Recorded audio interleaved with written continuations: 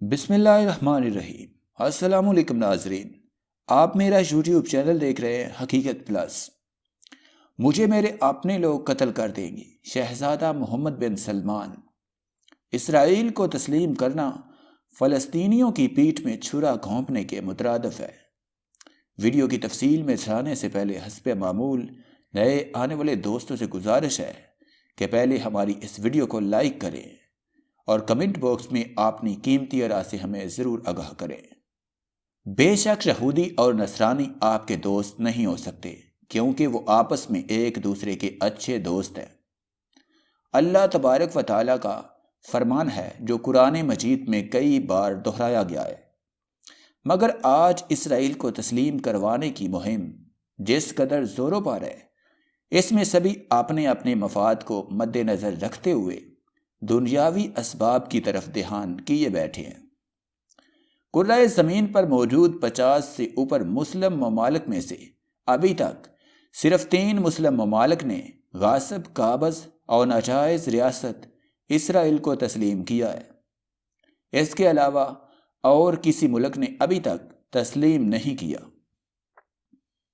UAE، Bahrain اور Sudan کے بعد اب سعودی عرب پر پریشر بڑھایا جا رہا ہے کہ وہ بھی اسرائیل کو تسلیم کرے، مگر اسرائیل نے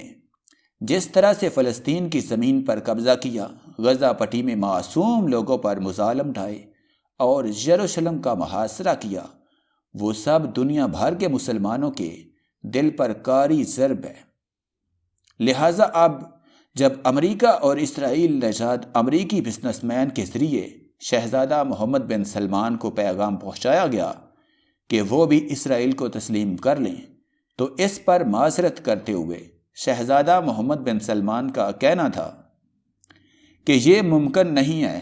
کیونکہ اگر میں نے اسرائیل کو تسلیم کرنے کی غلطی کی تو میرے اپنے لوگ یعنی سعودی عرب، قطر اور ایران جیسے ملک کے لوگ مجھے مار ڈالیں گے، اس لیے میں اس وقت ایسا کچھ نہیں کر سکتا۔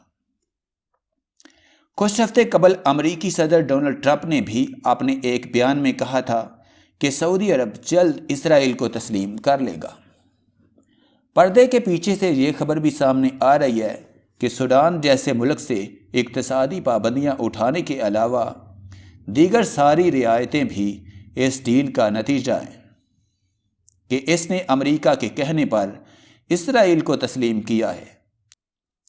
ہیم سبان کا کہنا تھا کہ اگرچہ ڈونلڈ ٹرمپ نے بھی سعودی عرب کو کہا تھا کہ وہ اسرائیل کو تسلیم کر لیں، مگر اس حوالے سے ٹرمپ کی حریف جو بائیڈن کی کاوشیں زیادہ ہیں، اور سب سے بڑھ کر کردار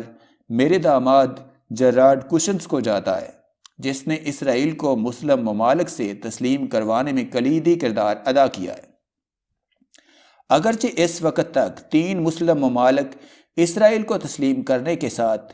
ان کے ساتھ کاروباری معاہدے بھی کر چکے ہیں۔ اسرائیل کو تسلیم کرنے کی مہم پر گامزن ہیم زبان نے گزشتہ دنوں سعودی فرمانروا شہزادہ محمد بن سلمان سے ملاقات کی، اور اس ملاقات کے موقع پر ہی محمد بن سلمان نے کہا تھا کہ اگر اس نے اسرائیل کے ساتھ تعلقات بہتر کرنے کی کوشش کی تو اسے قتل کر دیا جائے گا۔